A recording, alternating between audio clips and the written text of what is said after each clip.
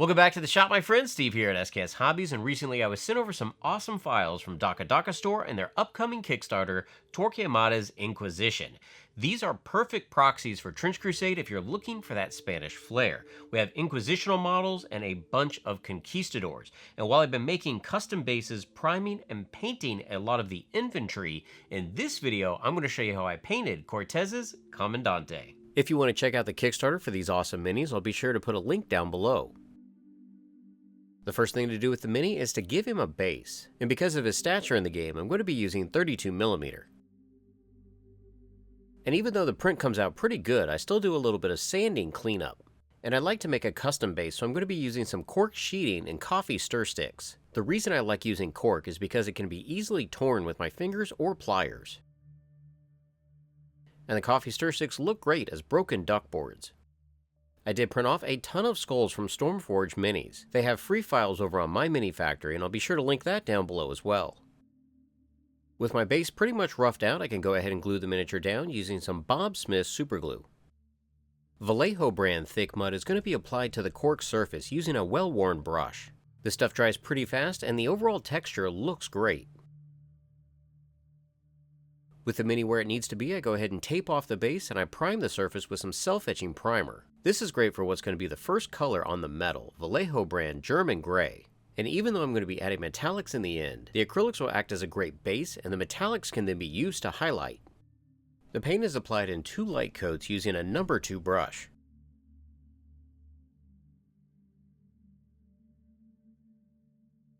For the Comandante's sash and the inside of his cape, I'm going to be using Vallejo brand's dark blue. The thing I really like about Vallejo model colors is that I hardly have to add any water, they flow really well.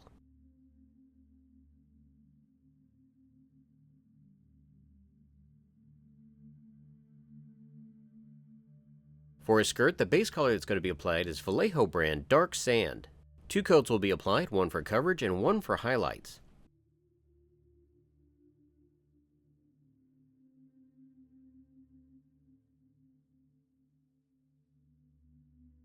For a vibrant color to the outside of his cape, I'm going to be using Vallejo brand's Red. Just like the other colors, 2 thin coats are applied to cover the primer.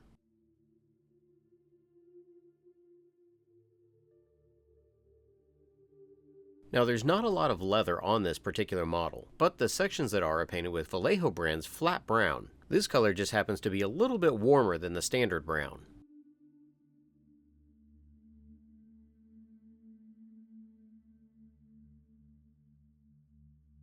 As a base for the sections that will eventually be yellow or gold, I'm applying a cover layer of Vallejo brand's Brown Sand.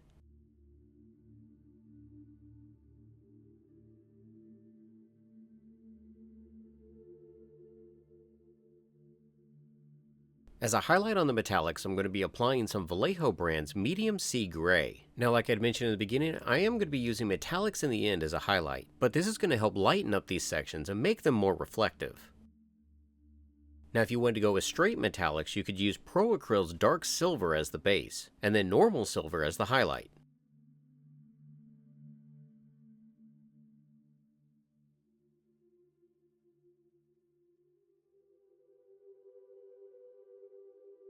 Now before I start the highlighting process, I'm going to add a wash to the entire surface. This is going to be a custom mixture of Army Painter's Strong Tone, as well as Citadel brand Lamium Medium. This will help darken the flats and run into the recesses.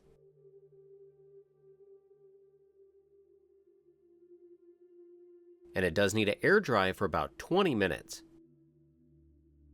First highlights are going to be on the skirt, and I'm once again going to use the Vallejo brand Dark Sand. The nice thing about the wash is it makes it so the original base colors can be used as the first layer highlights.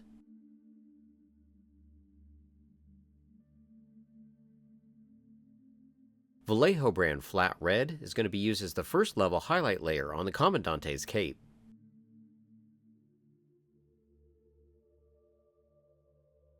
After this had dried, I wasn't really as happy with the recessed areas of the cape, so I decided to add a second wash. Now with my cape thoroughly darkened, I can start that highlight again using Pro Acryl's Bold Red. Now Pro Acryl is a little bit thicker, so I do use water to thin it down. And on my second pass, I use less water and more pigment to really get it to pop.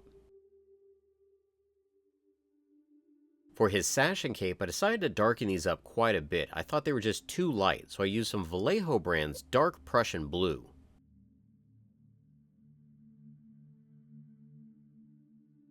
Adding a little bit of the dark sand to this to lighten it up works better as an overall highlight than what I'd had before.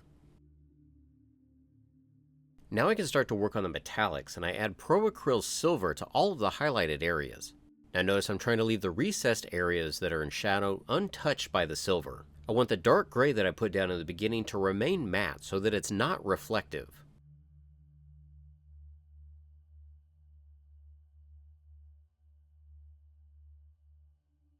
To highlight the ropes on this model, I'm going to be using Vallejo brand's flat yellow. I use an extremely small brush to try to pick out the strands individually as best I can. And to make it look as though the rope is corded, small dots are added along the edge to act as a highlight. And from a couple feet away on the gaming table, this type of a detail looks great. Pro Acryl's rich gold is applied to the outside edges of the cross. A tiny bit of the desert sand is also added to the Pro Acryl's red to highlight the plume on his helmet. Because this guy is supposed to be on a war-torn battlefield, some dirty down rust is applied to the metallic sections. Now I don't want this to be as thick as some of the other models that I'd been working on, so I do water it down just a little bit.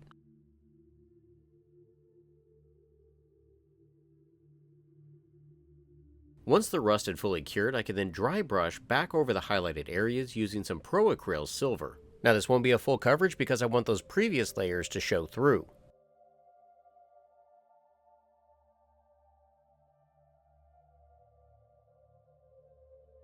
With the silver in place, I can now tidy up the cape with a little more red.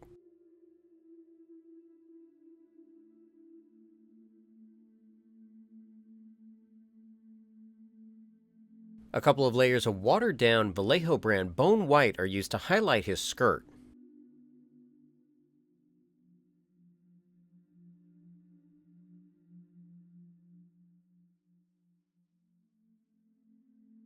The same bone white was also added to the Prussian blue to highlight the undercloth and sash.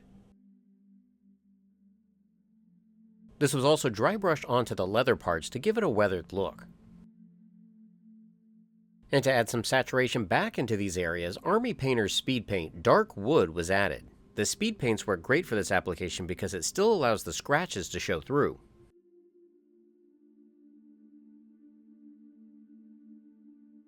To paint the mud on the base, I'm using a mixture of Liquitex Heavy Body Mars Black and Burnt Sienna.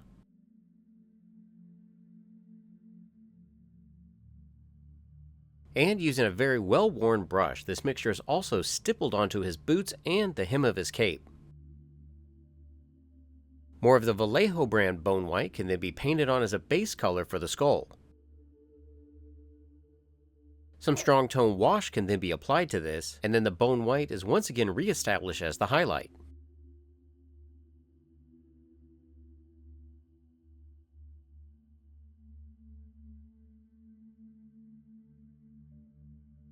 Some more of the watered down rust can then be added to the duckboards to give it a little bit of visual interest.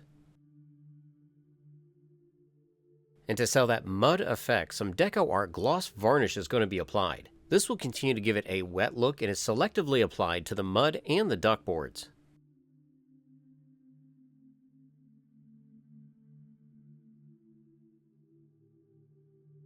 Using that same tattered brush and some tweezers, I then flick some mud onto the model. This is going to give it a nice sporadic look, and if I get it any places that I don't want, I can use a watered down brush to take it away.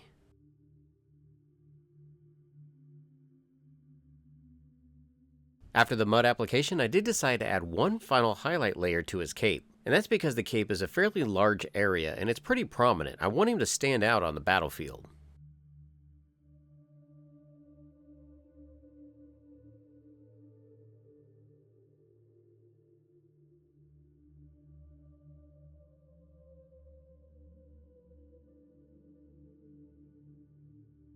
So hopefully y'all like that painting tutorial. Like I mentioned in the beginning, this is a current Kickstarter, so I'll leave a link down in the description section. And I'm really excited to paint the rest of these miniatures to have another warband to go along with my Trench Crusade collection.